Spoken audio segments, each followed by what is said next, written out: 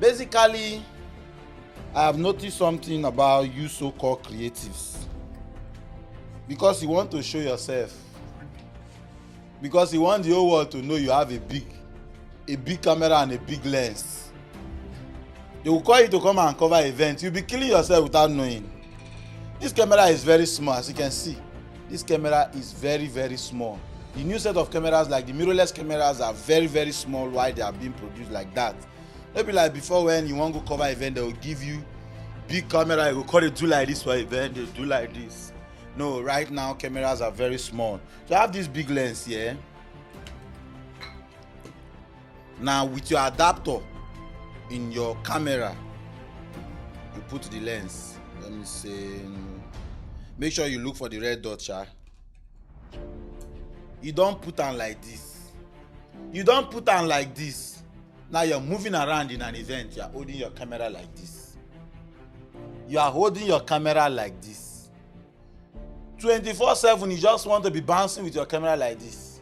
Let me tell you, there is a reason why they did this particular part after they did these lenses. These parts, there is a reason. See this part, this thing here. There is a reason why that thing is there. It's so that you don't break your camera teeth.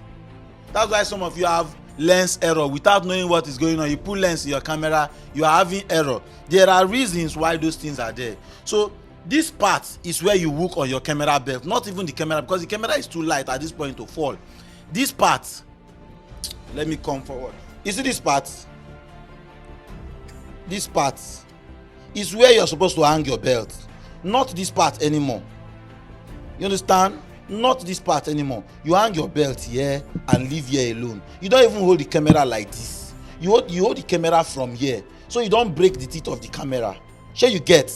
Some of you, because of the coconut head you have, you will not listen to when they are advising you. You'll be doing what is in your mind, that you produce.